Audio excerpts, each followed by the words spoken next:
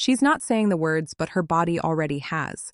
And if you miss this moment, it won't come back the same way twice. Listen carefully because this is where most people get it wrong. They think desire is loud. They think it announces itself. They think intimacy shows up wearing obvious signals like a sign on a door that says, "Come in." But real attraction doesn't work like that. Real attraction hides behind everyday behavior. It wears the costume of small things. And those small things, when you understand them, change how you see every interaction you've ever had. The first sign isn't about touch, it's about space. When a woman wants intimacy with you, she starts shrinking the distance between your worlds, not just physically, but emotionally. She doesn't just stand closer, she lets you closer. Her stories get more personal, her tone gets softer, her pauses get longer. She isn't rushing to fill silence anymore because silence with you feels safe. Silence becomes a bridge instead of a wall. Watch how she reacts when the room gets quiet. If she doesn't escape it, if she leans into it, that's not accident. That's comfort mixed with curiosity. And comfort mixed with curiosity is the emotional doorway to intimacy. Here's the part nobody teaches you. This is not about confidence tricks or clever lines. It's about whether she feels seen instead of judged. When she wants intimacy, she starts revealing pieces of herself that she normally keeps locked. Frustrations, fears, small insecurities disguised as jokes. She's testing something very specific. Can you hold this without trying to fix it? Can you hear it without using it? Most people fail right here. They rush to advice, they rush to solutions, they rush to show strength. But intimacy doesn't grow from strength. It grows from presence, from staying with what she says instead of running away from it. You'll notice her questions change too. They stop being polite and start being personal. Not invasive, but intentional. She wants to know how you think, not just what you do. She listens differently. Her eyes don't scan the room while you talk. They stay, they settle, they study. That's not boredom. That's interest. That's waking up. And here's the uncomfortable truth. When this sign appears, timing matters. If you ignore it, she won't repeat it louder. She'll pull it back. People don't keep offering emotional closeness when it isn't recognized. They close the door quietly and call it being busy. They change tone and pretend nothing shifted, but something did. This is why so many people say, "I don't know what went wrong." What went wrong was invisible. It was missed. It was a moment when closeness was offered and not met. So, if you ever feel like someone is letting you into their inner world instead of just their schedule, pay attention. That's not random. That's not friendship by default. That's attraction choosing a safer language before it chooses a physical one. And the danger isn't misreading it. The danger is treating it casually. Because when emotional doors open, they don't stay open forever. They wait for awareness. They wait for maturity. They wait for someone who understands that intimacy always begins in the mind before it ever reaches the body. The second sign is more dangerous than the first because it hides inside behavior that looks ordinary. It's how she touches the moment instead of touching you. When intimacy is forming, she doesn't reach for your body right away. She reaches for your attention and keeps it there. She finds reasons to stay in your orbit. She stretches time. A quick conversation turns into an hour. A simple message turns into a thread. A goodbye turns into one more thing. This isn't coincidence. This is psychological proximity. She's practicing being with you before she's with you. You'll see it in how she reacts to your presence. Her energy doesn't spike like nervous excitement. It settles like something that fits. She becomes more expressive, not louder, more playful, not dramatic.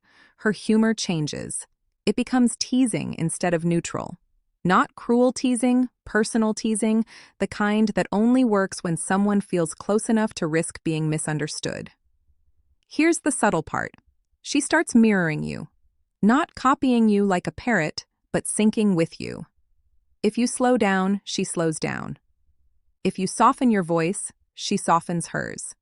If you lean in emotionally, she leans in too. Humans don't do this consciously. We do it when we feel connected and safe at the same time.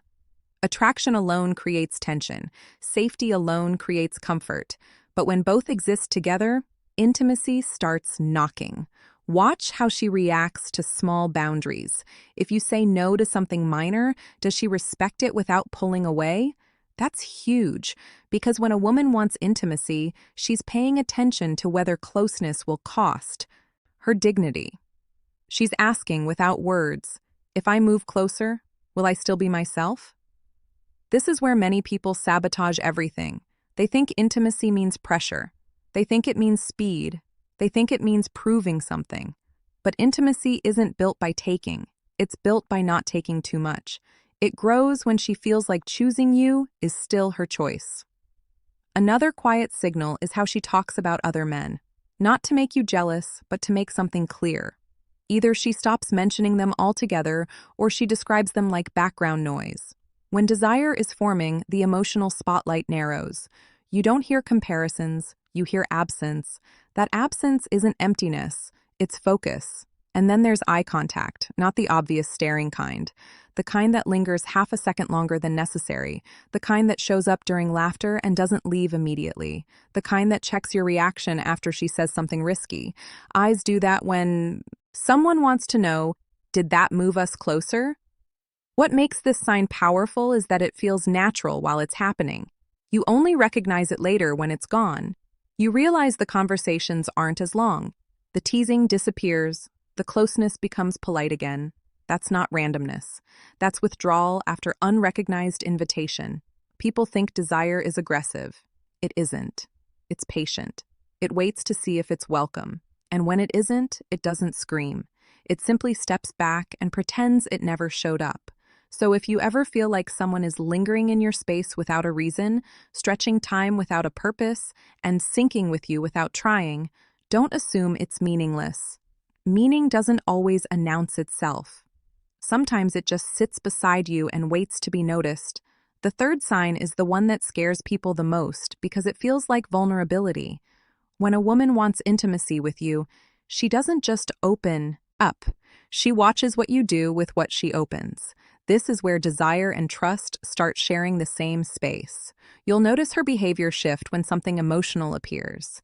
Maybe she talks about a hard day, maybe she admits confusion, maybe she shows frustration without hiding it behind humor. This isn't weakness. It's an experiment. She's placing something fragile between you and waiting to see if you step on it or protect it.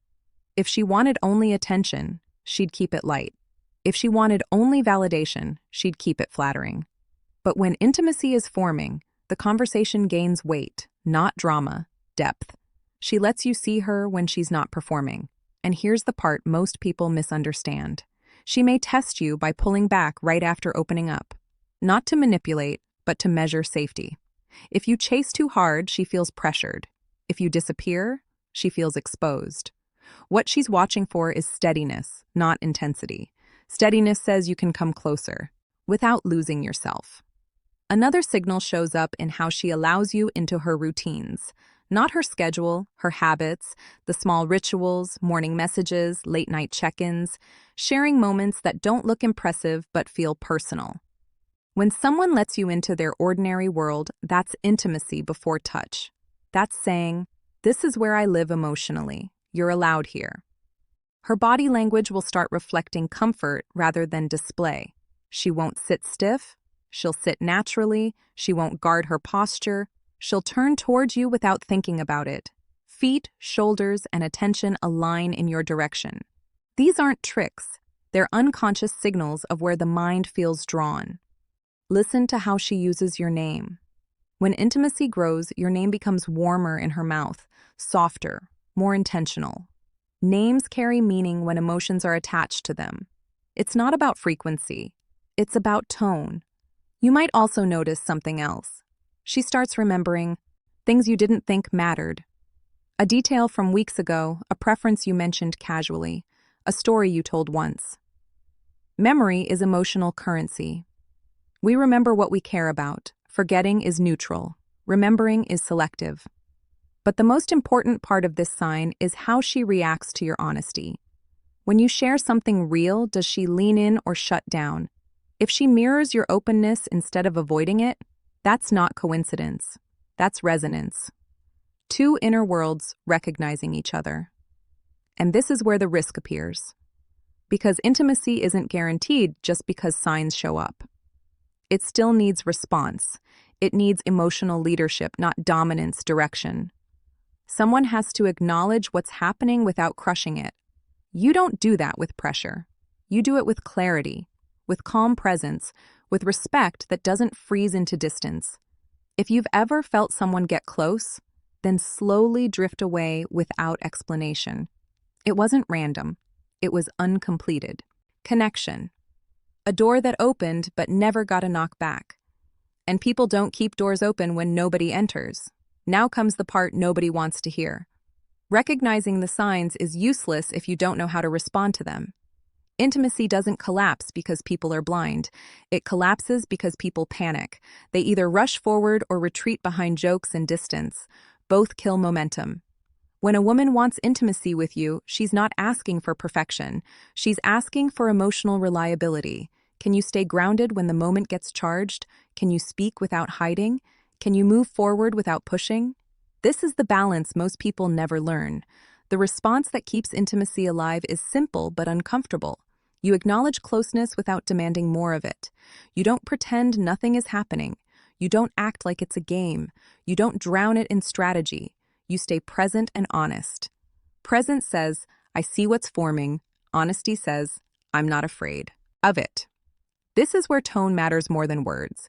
If you become overly serious, you create pressure. If you become sarcastic, you create distance. The sweet spot is calm confidence, not boldness, not hesitation. Calm confidence, the kind that doesn't need to prove itself because it already knows what it's feeling. People think intimacy requires big moves. It doesn't.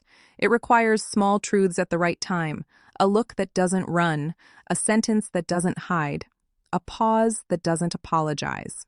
These are not dramatic acts. They are human ones, and humans recognize them instinctively. There is also something else happening beneath all of this. Fear on both sides, fear of misreading, fear of rejection, fear of ruining something good. That fear is what turns signals into confusion. It's what makes people wait too long or move too fast. But fear isn't a stop sign.